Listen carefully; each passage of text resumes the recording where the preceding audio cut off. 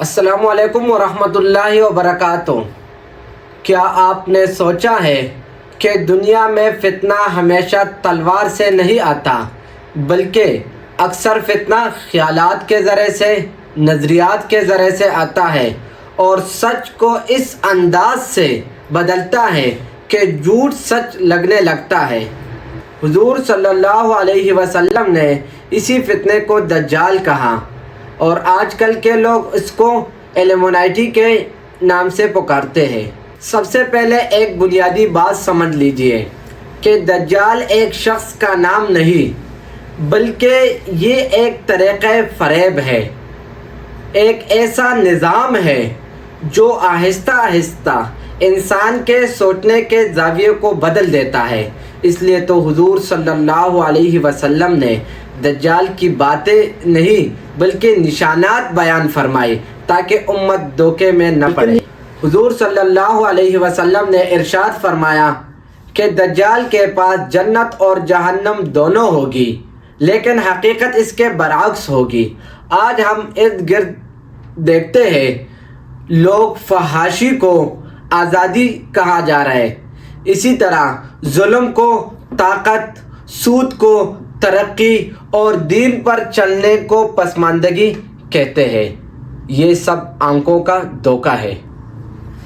دجالی نظام کہتا ہے جو نظر آئے وہی سچ ہے، لہٰذا آج لوگ وہی کو پرانا، اسی طرح دین کو ذاتی معاملہ اور انسان کو خود مختار قانون ساز، یہ سوچ ایلومیناٹی جیسے فلسفیوں نے دیا جو عقل کو آخری اتھارٹی دیتا ہے۔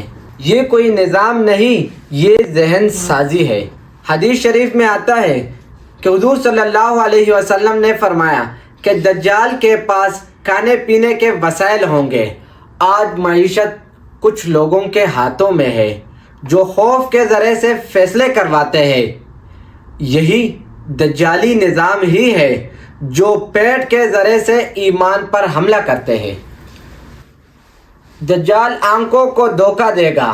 آج بھی میڈیا سچ کو ایسا خلط ملط کر کے پیش کر دیتا ہے کہ جو بار بار دکھایا جائے وہی سچ مان لیا جاتا ہے۔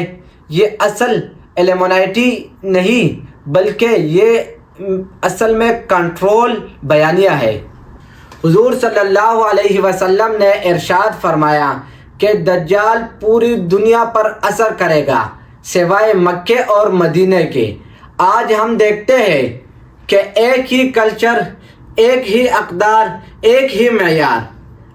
یہ جسمانی ترقی نہیں بلکہ یہ فکری غلبہ ہے۔ اب یہاں پر ایک نازک بات سمجھ لیجئے کہ ایلومیناٹی تاریخی طور پر تو ختم ہو چکی ہے، لیکن فکری اور نظریاتی طور پر اب بھی زندہ ہے۔